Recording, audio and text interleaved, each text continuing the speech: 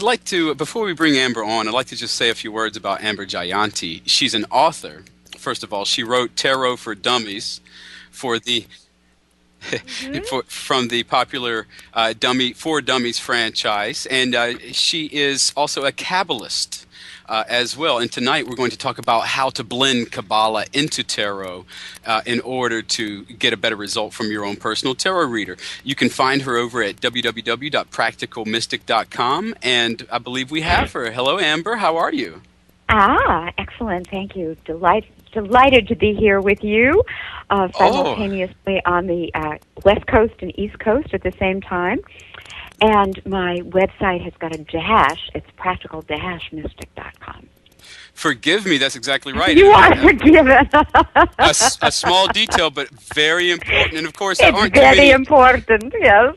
There aren't too many Amber Jayantis in the world, so if anybody goes to Google and plugs Amber Jayanti into Google, you're guaranteed to come across her site, and it's maybe there's a pass. Definitely well worth a visit. Well, let's go ahead and get started. We got a lot of material to cover here tonight. Both of these topics, Kabbalah and Tarot, are sprawling, huge topics. So let's just start with. And I'm just delighted to be here with you, Stephen. So thank you so much for the invite. I'm overjoyed to have you here as well. Very excited about the show. These are two topics that are near and dear to my heart. I'm very curious, Amber, how would you define Kabbalah? Well, the dictionary categorizes Kabbalah as a noun, but 21st century practitioners also classify Kabbalah as a verb, the part of speech, that indicates action. Yeah. And for me, this beautifully corresponds to the translation of the word Kabbalah from Hebrew to receive and from mouth to ear. And my yoga background leads me to liken the word Kabbalah to the Sanskrit word shruti, meaning the inner perception or hearing of divine revelations, and suggesting that Kabbalah is actively sent to and received by those who are open to receiving its teachings, to those who have the ears to hear, and it's then passed on to others who also have the ears to hear. So for me, the shift from a noun to a verb, intimates that Kabbalah isn't dead volumes of scriptures. It's alive. It's vibrant. And for me, Kabbalah is a living and growing system. Of wisdom teachings and practices that I have, learned to identify as ageless wisdom. Well, one thing that's confused me about Kabbalah is how to spell it. I've seen so many variations in spelling. Can you explain what the differences are between these? Oh, I'll do my best, Stephen. When it's spelled with the letter K, Kabbalah is really only one label of very many used during a period of over 2,000 years to designate the mystical Jewish movement, its teachings and its practices. And the two major works of and these are, considered to be Hebrew Kabbalah when it's spelled with a K, are the Sefer Yetzirah, and Sefer means book, the book of creation or formation, and the Sefer Zohar, the book of splendor.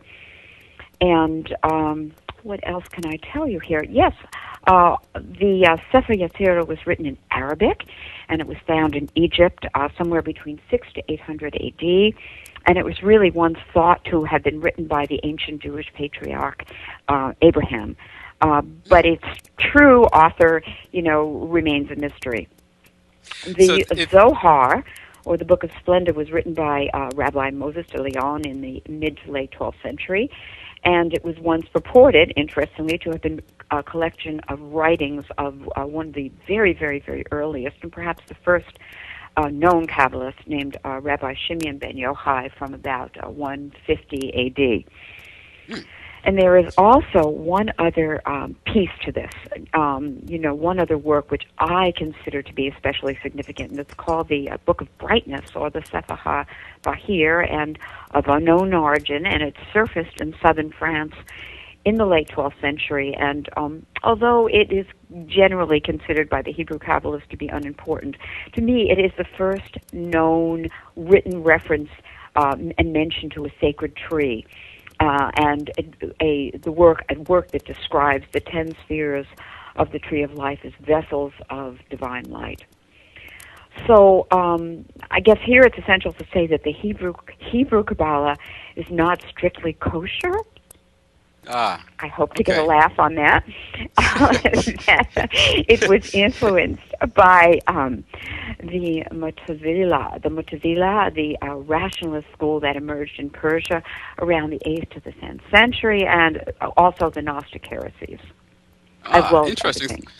So there's a distinction between Hebraic or Jewish Kabbalah and other types of mystical Kabbalah practices. Am I correct in understanding that? Yeah, and the Hebrew is spelled with a K, and I'll give you a little bit on the C. Would you like a little on the C? Yes, let's hear about the C. Let's hear about the C. When Kabbalah is spelled with C, it's used when discussing the spread of the Jewish mystical tradition, or the Kabbalah with a K, even though it has Sufi influence and Gnostic influence in it. So the spread of Jewish mystical tradition and its symbols into mystical Christian circles And again, this movement originated in southern France and Spain in the 12th and 13th century, and continued into the mid-15th century. Its mid-Renaissance roots are very closely tied to the Neoplatonic leanings of the Medicean Academy in Florence. And, we do know that the Renaissance marked an end to the age of faith and ushered in the age of reason, and with it a decline in religiosity. And a few cutting-edge thinkers thought that a viable way of reviving Catholicism was to combine Christianity with Judaism. And while, this idea really, brought numerous prominent religious scholars and philosophical figures into the midst, the idea was greatly ahead of its time and failed quite miserably. The head of the Medicean Academy, Pico della Mirandola, in his 900 conclusions, gave 900 reasons why magic and Kabbalah are the best proofs of Christ's divinity. So interesting. The Pope, which I believe was Leo X, quashed Pico's project, but Pico, most interestingly, stood his ground and didn't recant the conclusions, although he was under a lot of pressure. So because Kabbalistic works explore the relationship between the universe and creation, the term Kabbalah with a C came to refer to Neoplatonic, Orphic, Neo-Pythagorean, Gnostic wisdom in the general sense, rather than specific Jewish doctrines as expounded in the Hebrew texts. And akin to the early Jewish Kabbalists, Kabbalah with a C was one of the numerous titles that the founders and the early masters of the school gave to their secret law. And it was only later that Kabbalah with a C became the most commonly used designation for this particular mystery school. Interesting. We can also spell it with a Q, though. What's up with that? Well, what's up with that is that's a mid-19th century spelling assigned by some individuals who knowingly combined the esoteric works of Kabbalah with a K and Kabbalah with a C with the magical components, we can say the Hermetic arts and sciences, tarot, astrology, numerology, sacred geometry. And Kabbalah with a Q, however, also includes teachings from the ancient mystery schools, the Hellenistic, Pythagorean, etc., Platonic mystery schools, as well as from the more contemporary Rosicrucian, Masonic, Theosophical, and Golden Dawn orders. And I guess my many years of working with students from various backgrounds, plus my own familiarity with esoteric Hindu yoga and Advaita Vedanta, Buddhist, Sufi, pagan, and shamanic traditions and practices prompted me to use this spelling and to further expand its meaning. So for me, Kabbalah, when it's spelled with a Q, refers to universal Kabbalah. And universal Kabbalah is a non-sexist, non-racist, non-homophobic, pan or non-denominational system of ageless wisdom and teachings and practices that's really not limited to any particular religious form. It is really all-inclusive. And this approach may be regarded as, eclecticism. It's very eclectic, the combining of different often seemingly contradictory beliefs, schools of thought, Judaism, Islam, Christianity, and Hinduism, and so on. I guess essentially Kabbalah's teachings, for me, reconcile and really build a powerful alignment and alliance between the differing traditions by acknowledging their commonalities. And really, in my estimation, Universal Kabbalah actually bridges the inner traditions of East and West, because it really, again, emphasizes the principles that they share, and in this way serves as a potent, peacemaker between seemingly dissenting beliefs. Very interesting, and it's this form of Kabbalah that interests us tonight. How the Kabbalah touches upon the tarot specifically. But before we get into tarot practice, let's talk a little bit about the Tetragrammaton. What can you talk a little bit about that for us, please? Well, all right. Tetra is 4, and gramma is letters. So we have the Tetragrammaton, which is a word, which is actually the Hebrew letters Yod, He, Vav, He, 4 letters composed only of consonants. And because it lacks vowels, it's deemed unpronounceable, or better yet, I'd rather say unspeakable. And yes. It makes the Tetragrammaton, for me, this makes the Tetragrammaton analogous with the words, "And God said," as only God was to say it, deeming it, to be the vibration of creation, the word of the Most High that initiated creation. And what I really want to mention here is that the Tetragrammaton is the foundation for the 4 tarot suits, as each of its letters represent one of the 4 elements of creation: the fire, the water, the air, and the earth. And a little bit more about that later. But forbidding the articulation of the Tetragrammaton occurred in about 200 to 300 BC, and it was done really both out of respect for this holy name and to refrain from giving the ordinary person this holy power, Old story. Yeah.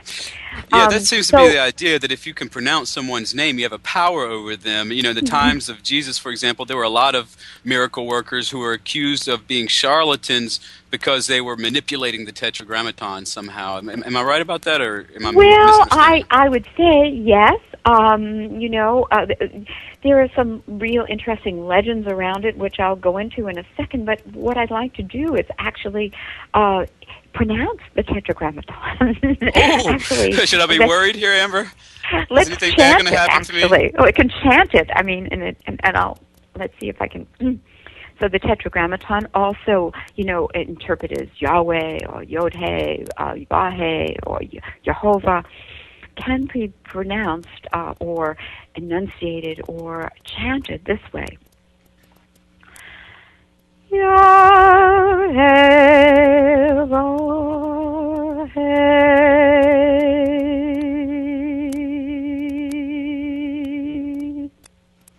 And that is vibrating the name, correct? You got it. It's very important to do it that way, because when you vibrate the name, that's when you sort of tap into its power. You are right. You are so right. And again, it's that vibration of creation, as we were just talking about a couple of minutes ago. It's very interesting that legend states that on the Jewish New Year, the high priest or the chief rabbi goes into the heart of the temple and pronounces the Tetragrammaton, and by doing so, recreates the world for another year. And also, contemporarily, the unspeakable Tetragrammaton has morphed into the holy word Adonai, which means master of the universe, which is only spoken or chanted during religious ceremonies, and is likewise substituted by the word Hashem, an indirect reference to the name. But it's never directly spoken, or said, Adonai, unless it is in the context of a religious ceremony. Right. And we all know, I guess maybe we all know, that the Tetragrammaton is the name that Moses was given at the burning bush on Sinai, after asking, right? Finish the story. Oh, you're exactly right. Moses wants to know quite reasonably who he's speaking with, right? Who this entity is. And so he's brazen enough to ask the creator of the universe what its name is. And, right? Am I right? And this creator says, I am what I am. I am what I am. I am that I am. I am with all that was, is, and will always be, really. Simple words, but very, very profound, no? Yeah, I would say all that which was, is, and will always be. Mm-hmm.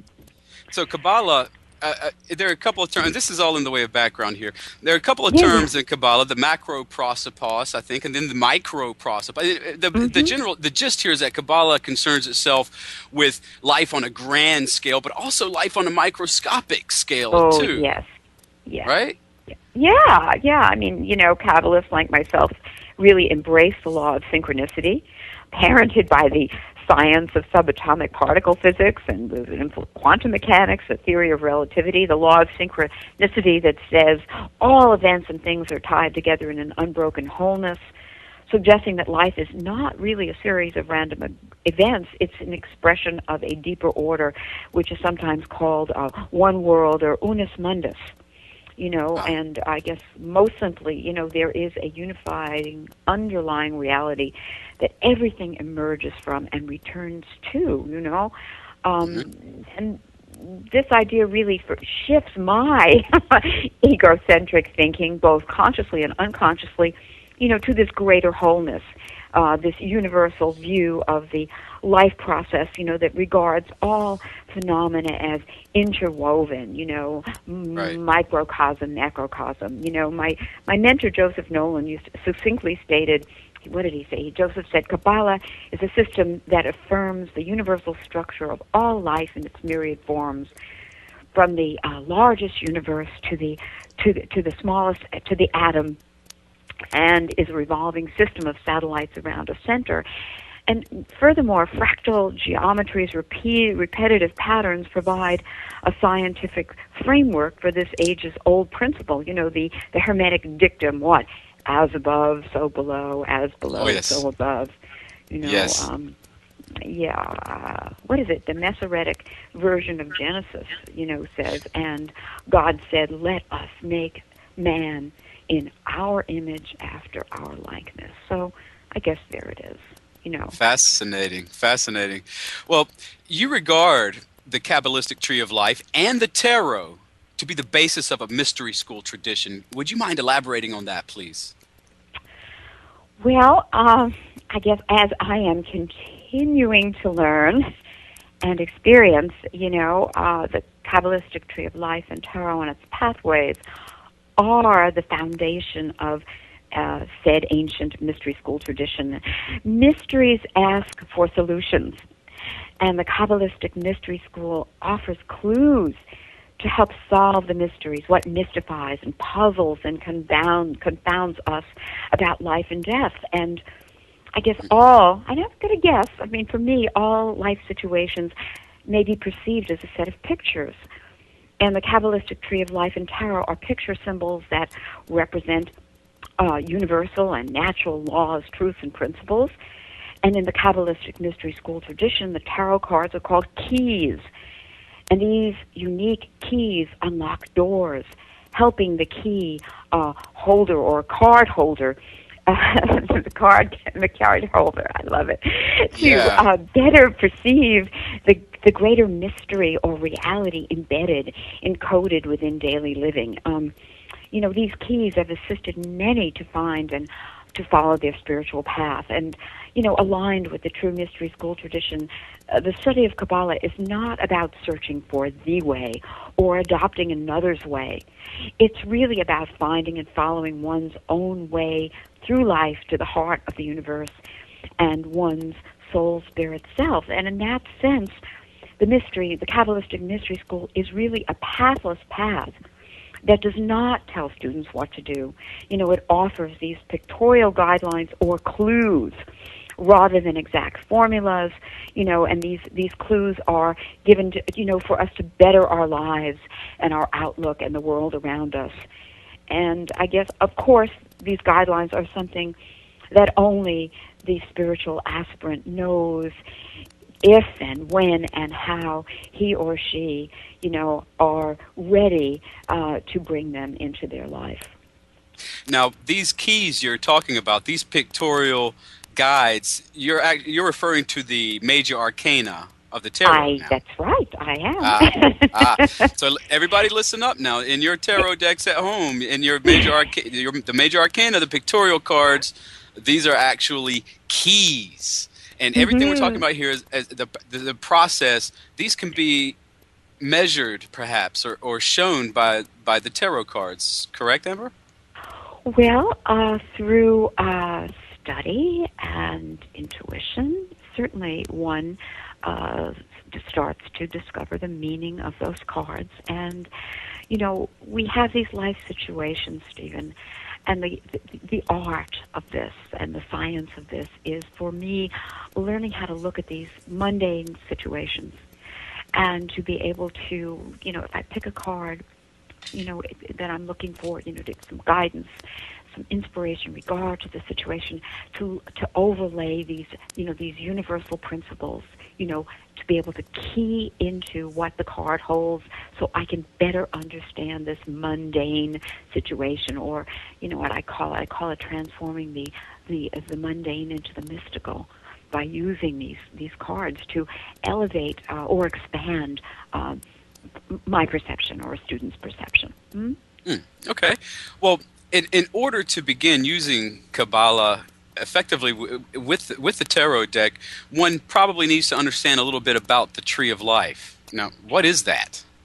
Well, Tree of Life, what I would like to do? I'd like to take a moment, or a couple of moments here, and give you an encapsulation and personalization of the Tree of Life that was passed on to me by my teacher, Paul Foster Case, through Builders of the Atom, which I have very, very slightly adjusted over the years.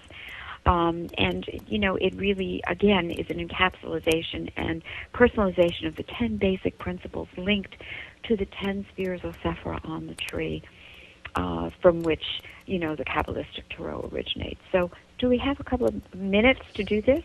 Yes, ma'am, absolutely. Okay. So it begins with these very simple words, and when I hold my classes, my students, we say these together. This is the truth about the self. All the power that ever was or will be is here now. And then there are 10 statements, and each one goes with a sphere on the Tree of Life, beginning with the sphere of the crown or Keter. Number 1, the crown, Keter. I am a center of expression for the one divine will to express itself, which eternally creates, sustains, and transforms the universe. And then we go to wisdom, or Chokmah. Through me, its unfailing wisdom takes form in thought and word. And now to wisdom, and now to understanding, Binah. Filled with understanding of its perfect law, I am guided moment by moment along the path of liberation. And then we go to mercy, Chesed. From the exhaustless riches of its limitless substance, I draw all things needful, both spiritual and material. And then, of course, that's balanced with number 5, severity, Gudora. I recognize the manifestation of the undeviating justice in all the circumstances of my life, and parenthetically, whether I like it or not. And then we have 6, which is beauty and Teferet in all things great and small. I behold the beauty of the divine expression. 7, which goes with victory, Netzach, living from that will, supported by its unfailing wisdom and understanding from above, the Sephira above. Mine is the victorious life. And we go to 8, which is God and splendor, I look forward with confidence to the perfect realization of the eternal splendor of the limitless light. And I know that some of these are not initially comprehensible, but over time they become increasingly comprehensible. Number 9, Yesod, foundation in thought and word and deed. I rest my life from day to day upon the sure foundation of eternal being. And number 10, we have kingdom, or Malkut. The royalty of spirit is embodied in all flesh. The royalty of spirit is embodied in my flesh. So that's a little encapsulation. What I'd like to point out to the listeners is that there are 10 of these, and just like there are 10 pip cards, there are 10, and these are the Sephirot that you're explaining here, right, Amber? Mm-hmm. Which naturally are connected to the pip card. So these 10 statements can naturally be applied to the minor arcana, to all the aces and the twos and the threes and the fours and so on. Mm-hmm. Beautiful. So all that's left to do now is to filter these statements, these ideas, through the 4 elements or the suits, correct? Depending on what card we're talking about. Yes, and I'd like to just give you a little bit more on the tree. Is that okay? Oh, please, by all means. So the Tree of Life is a cosmic computer. Whoa, that's a heavy concept. The Tree of Life, like its pictorial representation and extension, the tarot cards, is a filing system and for enormous amounts of information, which through time and training can be accessed and inputted. Mm-hmm. So in other words, this is like a big, huge cosmic Google. Google, you say? Google, yes.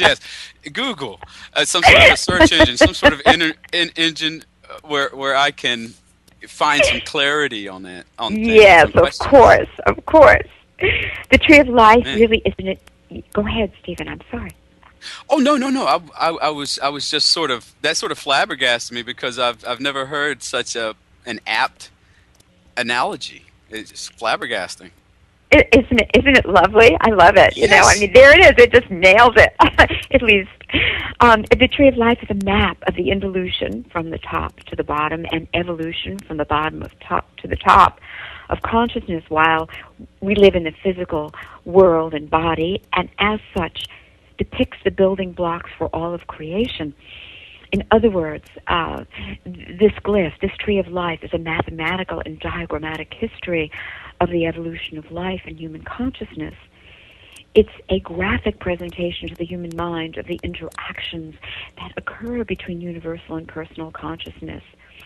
And in response to this, it is of the utmost importance to remember that what is perceived is always a reflection of the level of awareness of the perceiver. Thus, I can contemplate the Tree of Life today, and I will see it one way, while at another point in time, because my awareness has developed, I may see it quite differently. So from this perspective, the tree is simply a mirror of one's breadth of awareness. Dion Fortune, in her book, The Mystical Kabbalah, said of the tree, she said, the tree is to the universal mind what the dream is to the individual ego. A symbol arising from the subconscious, indicating what is hidden. And I tend to liken the tree to a cosmic Christmas tree, where a place for every possible kind of experience and awareness exists, and whereon the life process is its ornaments. The tree is a living and breathing entity. Yes, it is a constantly transforming reality that may be understood to represent both the personal and cosmic experience of life. And in other words, the tree might be viewed as a living reality and as living reality. Yes. Now, one thing I'd like to point out to people is that as we're going from the Sephirot, Keter, down to Malkut, in other words, as we're going from the ace to the number 10, we're talking about increasing levels of concreteness, increasing levels of reality, correct? Yes, the thickening of matter. The thickening. That's very good. Let's hold that thought, please, Amber. We got to take a 1-minute commercial break here. Go. We're going to come back in exactly 1 minute. Just to remind everybody, they can find Amber at www.practical-mystic.com, and there you can order her books, you can enroll in her lovely classes, which are extremely informative and helpful, and you can pick up other products. And with that, we will be right back in 1 minute. A new era in psychic services has begun. PsychicAccess.com. You can connect with our psychic advisors by telephone or chat 24 hours a day, 7 days a week. All of our psychic advisors are interviewed, fully verified, and accuracy tested, assuring you quality service. We're living in some very troubled times right now. More and more, the world's problems are affecting us on a personal level. You don't have to deal with this alone. Our highly accurate psychics, caring advisors, and talented mediums can help with situations you are currently experiencing and can let you know what the future may hold for you. All new customers get a free 6-minute reading. All you have to do is register. Why not visit us now and get a free reading at PsychicAccess.com. Welcome back to Psychic Viewpoint, and tonight we do have with us Amber Jayanti, Kabbalist and Tarotist and author and teacher. She's so many things, but right now what she is more than anything else is fascinating and enlightening. Really enjoying this interview, Amber. We appreciate you being here tonight. So we talked about the Sephirot on the Tree of Life, and how these relate to the tarot deck, to the small numbered cards of the tarot. Yeah. Let's pretend that we're actually doing a tarot spread, for example, and we get some of these numbered cards. We're not really talking about the major arcanum cards.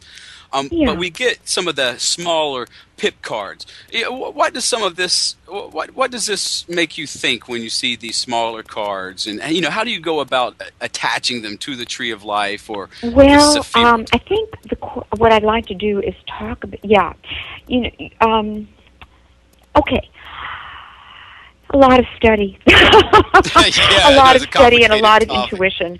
This is a lifetime work for me, and one has to really love the work to really, in my estimation, to really work with it very, very fully and very effectively. And I guess what I want to say is the Kabbalistic Tree of Life, and each sephira on it is an encyclopedia of information, that can be factored into and expand the meaning of each tarot card, and hence the tarot reading or consultation. In my experience, working with the tarot necessitates both an intellectual and intuitive foundation from which to perceive the cards, and in this way to make the work more full-bodied and therefore more effective. So each sephira, each of the 10 spheres on the Tree of Life, has a set of attributes: physical objects and correspondences, intellectual concepts with distinctive characteristics which help to flesh out each sephira. And these include such as colors and gems and scents and plants and flowers and animals and medicines, and they're also paired with spiritual experiences and Kabbalistic intelligences or powers and vices and virtues. For example, the sixth sephira, the heart of the Tree of Life and human heart, defined by the statement on the pattern on the trestle board: in all things great and small, I perceive the beauty, and one of my mentors used to say, and the humor of the divine expression, is linked with the 4 sixes, plus the 6th major arcana card. We can't forget that, the lovers. It's very much in there. And the Hebrew name of the lovers is Zayin, which means sword. And there are also these attributes that go along with it that get factored into the pip cards.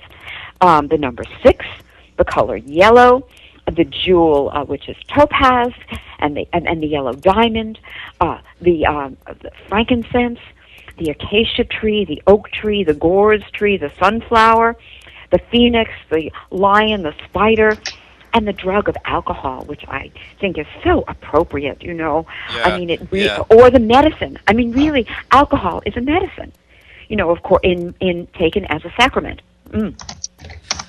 So these are all paradisiacal things associated with the Sephira of Tiferet. Yes. And this is what I'm talking, and I'm saying these are the things that get factored in when one learns the Sephira. One then takes that information and integrates it into the minor cards. I mean, I teach the minor cards for 35 weeks when I teach the minor cards, because they've already had the Tree of Life, and now they're ready to take, you know, one and integrate it into the next. You know, there's also, what else can I say? There's also the spiritual experience, the vision of harmony of all things. You know, and when you look at those sixes, can you see the vision of harmony of all things in those sixes? You can. And it's linked to the sacrament of marriage. Can you see the marriage going on? Maybe not the marriage of man and woman, but oneself with oneself, you know, the Hieros Gamos. And there are also numerous alternative titles. You know, calling a Sephira by another name, you know, really adds so much dimension to it. Or calling those minor arcana cards by, you know, you can call them beauty, but you can also call them things like, well, we're looking at Tiferet, we can call it the comforter, the redeemer, the deliverer, we can call it harmony, we can call it the ruler, we can call it the holy son and daughter. I mean, and there's also a slew of mythological correlations that can bring up all kinds of associations. And I know that there are mythological decks that do that. And I'm talking about, you know, bringing all this information in and, you know, having it in your computer bank, having it in your memory bank. So when you work, you know, when you do a spread and you lay out the cards, having that information there, that intellectual information, and then using your intuition to know what to call up, to know what to bring to the fore, to know what to say, to know what to elicit to bring out of the cards. That's vital, isn't it? Because what we're talking about is hundreds, if not more than that. Thousands. Yeah, for one, and we're just talking about one particular, or maybe 4 cards here, because, you know. So let's say that let's say that I come to consult with you, and I get this 6 of Cups, for example. Now we're talking about Tiferet through the prism of water. You see. And so this is how it's done, those of you who are listening and are paying attention in chat. What you want to do is to marry the card to the actual Sephira and then apply the element. Does that sound about right, Amber? Mm-hmm. The element, and then there are all these other, there's also the virtue and the vice. So going along with the virtue and the vice of that 6 of Cups, we have devotion, which is beautifully, beautifully expressed there. And there's also the vice of pride, which can be also seen there. So there's a shadow side, even to the better. Oh, yes, of course. And I say better in quotation marks, because none of them are qualitatively good or bad. Tiferet is useful just like Geburah is useful, even though we would much rather probably embrace Tiferet and avoid the severity of Geburah. Well, I love Geburah. You do. Now, for those listening, we're talking specifically about the number 5, the 5 of Cups, the 5 of Wands. Yeah, and 5 is really, you know, if we look just even simply to the Hierophant, you know, the Hierophant is the bringer of truth. And Geburah, you know, is the bringer of truth with love as the motivating agent behind it. When the love is gone, you know, it's not Geburah. It's something completely different. Right. But true Geburah is motivated by love, is motivated by great compassion. You know, people who are fearful of Geburah, you know, are not fully aware of that aspect of Geburah. Yes, because its severity can, in fact, be liberating in the long run, can it? Oh, it can be very instructive. Or immediately. Yeah. I mean, and it brings down, if you look directly above Geburah, you have the Great Mother, you have understanding that's flowing right in there. You know, so she's coming from a place of understanding. Geburah comes from a place of great understanding. You know, and it is bringing. You know, the Great Mother has got you know, what can I say? A shadow side that has to be. You know, every mother has to have that. You know, restrictive side to her, and that falls right into Geburah. Severity, you know, the ability with love. To not just always be permissive, but to be. Excuse me. Severity with love. Or tough love. Yes. The tough love, yeah, absolutely. The tough love, baby. The tough love. We all need it sometimes. Now, we've talked about the Sephirot, and Sephirot is plural of Sephira. This is a Hebrew word we're talking about here. Yes. We've talked about the Sephirot and how they correlate to the small numbered cards. And this is pretty much independent of any kind of a deck. You can use this probably with a regular deck of playing cards. You know what I'm saying? So it doesn't matter if you use a Rider-Waite deck, the Thoth deck, it doesn't matter. This is applicable to any deck. But now the Sephirot are connected by pathways, and these correspond to the major arcanum, right?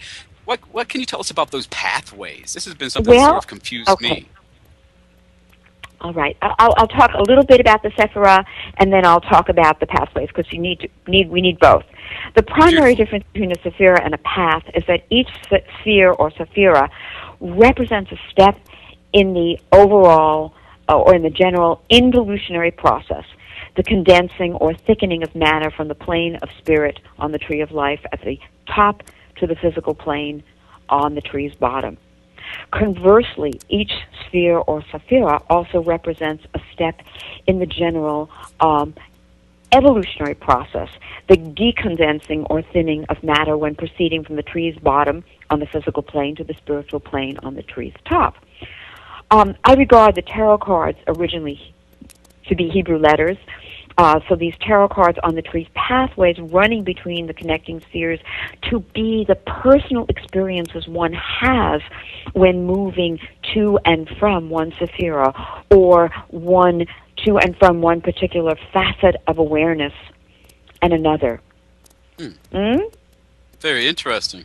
Yes, to be the personal experiences one has while moving to and from one Sephira or particular facet of awareness and learning to another. That's what the tarot cards signify to me, these pathways. The pathways, I don't mean to be redundant, signify a set of universal and natural laws and principles which assist spiritual progression. The cards are not necessarily assimilated in a particular order. Understanding comes as it does. Yet the assimilation or learning of one Sephira does, especially in the instance of the paired spheres, lead to the other. So in that sense, the pathways are transitory in nature, transitioning? Yes. My understanding? Yes. Okay. There are also balance points between the Sephira, much as the three branches of government, the executive, legislative, and judicial government branches, check and balance one another, check and balance out one another. Each path and the wisdom teachings revealed by keying into the tarot card or Hebrew letter thereon has the potential to offset and equalize extreme behavior, thereby maintaining and restoring equilibrium within us and on the tree itself. So essentially, when focused on one of the paired Sephira, such as mercy and severity, wisdom and understanding, we are bound to become aware of its opposite complement. Neglecting to recognize this brings imbalance and a very wide range of experiences, which, sometimes have brought me kicking and screaming to the other Sephira. Would you say then that the major arcana cards, the keys, would they sort of show us a way to restore equilibrium into our lives? Yes, if especially on the tree. Yes. Okay. Yeah, they do. Yes, definitely. How to restore equilibrium in one's life, and on the tree, it is showing how to balance the the pairs of opposites, or the two Sephira that it connects. How to bring harmony between mercy and severity. How to work with victory and splendor, or the mind and the emotions. And you have the Tower card that runs that path there, which suggests too much emotion. We have, things fall apart. Too much intellect, things fall apart as well, right? Yes, absolutely. So yeah. So the pathways check and balance, the Sephira, and again help to restore the balance. Yeah. Some cards seem to be innately contradictory to the Sephirot. For example, the seven in the earth element, the seven of coins or the seven of discs or the seven of pentacles, however you want to call it, it's very earthy. So if we stick it into an intellectual or a mental type of Sephira like Hod, like Sephira number 8, or Sephira even number 7, yet Netzach. Sometimes well, maybe, that goes with the sevens. Go with Netzach. Oh, go ahead. Please keep going. I'm sorry. Well, the earth element, because we should have mentioned this. The tree of life is actually divided into 4 parts pertaining to element, right? Asiya, yes. Right, which go along with the tetragrammaton.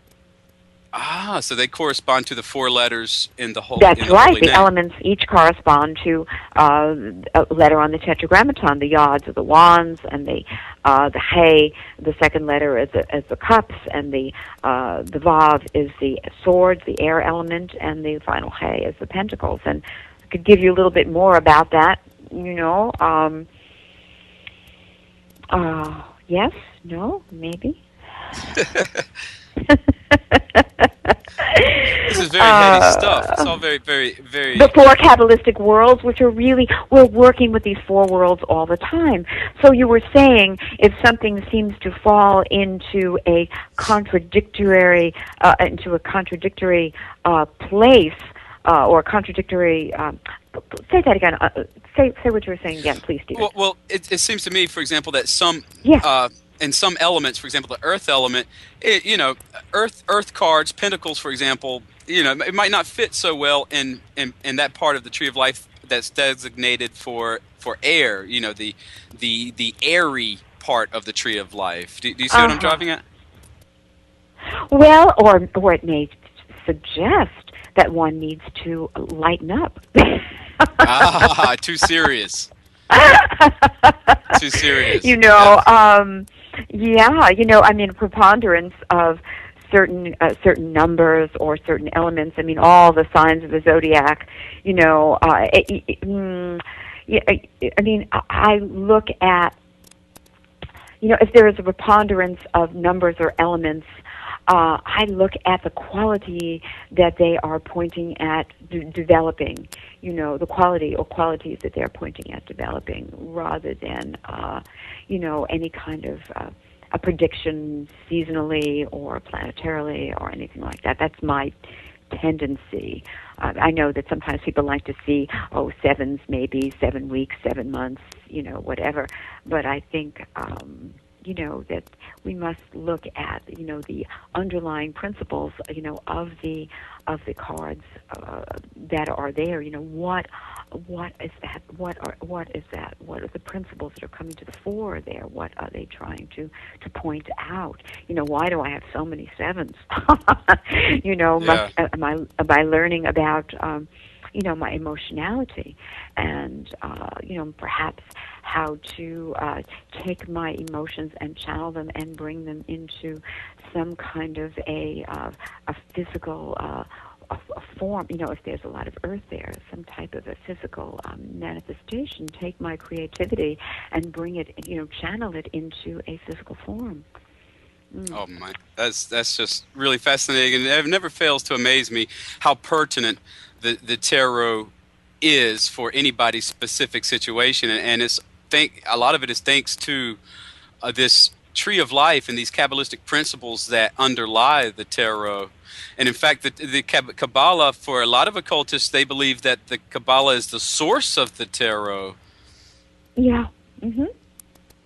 They do. That they were originally the tree of life. It was the Sephirah, and then there were Hebrew letters on the paths, which legend says, and that people meditated on the Hebrew letters, and out of the Hebrew letters came these images. And it makes perfect sense, because the ancient Hebrew Kabbalists would take a Hebrew letter and they would repeatedly write that letter out hundreds and hundreds and hundreds of times.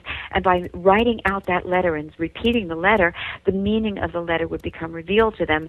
So it's only one step away for me, that an image would also come from that letter. Interesting. Now, Amber, you've been doing this for quite some time, haven't you? How long have you been studying the tarot and dealing with the tarot and Kabbalah? Well, it's been a while that it's been working with me. I think it picked me. I a bit over 40 years. So you definitely know what you're talking about. Well, I'm in the process of. Thank you, and I'm certainly in process, Stephen. I'm certainly in process. There's so much to learn, and the most important aspect of it is not just learning it; it's living it. You know. Well, how has this affected how has it influenced your life? Well, Buddhism speaks of Nihayana, spiritual practice when it's about my own well-being and enlightenment, and Mahayana when its spiritual practice is about the well-being and enlightenment of all. And, for years, my Kabbalistic studies and path and practice were all about me and mine. Yeah. And over time, it started to shift. And, the Hebrew Kabbalists speak of tikkun olam, the repair and the healing of the world, and the Dalai Lama and the Nobel laureate Elie Wiesel, among others, teach, in the face of suffering, one has no right to turn away and not to see. So for me, being spiritual has become synonymous with having a social and political conscience. Yet like the Sphinx, on the Wheel of Fortune card, to act wholeheartedly, yet without undue attachment to what results. And this includes relinquishing my aversion to canvassing a neighborhood in a voting district different from mine to help remove a corrupt politician from office, or getting on a bus or a plane when it has the potential to relieve suffering and help build a critical mass for a better world. So, it's been very instrumental in renewing my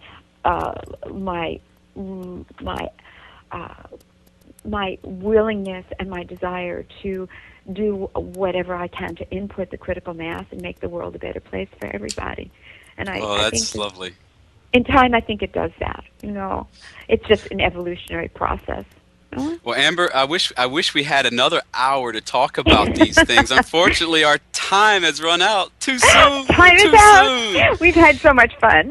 Oh, Amber, I have enjoyed this interview. I cannot thank you enough for joining us tonight. I'd like to remind everybody at home that Amber Jayanti is the proprietress of the Santa Cruz School for Tarot and Kabbalah Study, founded in 1975. Been around for a while. She's the author of Tarot for Dummies, along with other illuminating works. She has a wonderful course on the tarot that I highly recommend, and every one of you should go visit her at www.practical-mystic.com. She also does tarot consultations too, be in person or via distance through Skype. So by all means, visit her website and check Amber Jayanti out. Miss Jayanti, thank you again so much for coming and being with us tonight. Thank you. My pleasure. Truly my pleasure, Stephen. Thank you so much for inviting me, and everybody else in the studio. Thank you, and all of you out there who might be listening. It's a pleasure to be here. Oh, Shalom. Lovely. Peace. Have a lovely night. We'll talk later, Amber. Bye. Thank you, darling. Hello. All right. That was a lovely interview with the great Amber Jayanti. We thank her for that. Hello. My name is Res Miranda. If you're having relationship, career, or life issues, I'm inviting you to experience what it's like to have access to professional, highly accurate psychics and spiritual advisors you can trust to care and help you. Register now to get your free 6-minute reading by telephone or chat. Get answers. Get access. Psychic access. 24 hours a day, 7 days a week. PsychicAccess.com. I'd like to, before we bring Amber on, I'd like to just say a few words about Amber Jayanti. She's an author. First of all, she wrote Tarot for Dummies for the from the popular For Dummies franchise, and she is also a Kabbalist as well. And tonight we're going to talk about how to blend Kabbalah into tarot in order to get a better result from your own personal tarot reader. You can find her over at www.practicalmystic.com, and I believe we have her. Hello, Amber. How are you? Excellent. Thank you. Delighted to be here with you simultaneously on the West Coast and East Coast at the same time. And my website has got a dash. It's practical-mystic.com. Forgive me, that's exactly right. You are forgiven.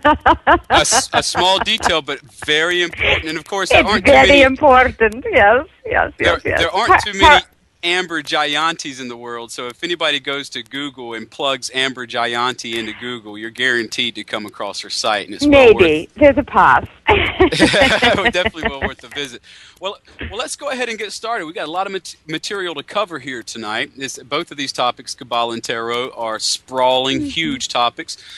So let's just start with. And I'm just delighted to be here with you, Stephen. So thank you so much for the invite. I'm overjoyed to have you here as well. Very excited about the show. These are two topics that are near and dear to my heart. I'm very curious, Amber. How would you define Kabbalah?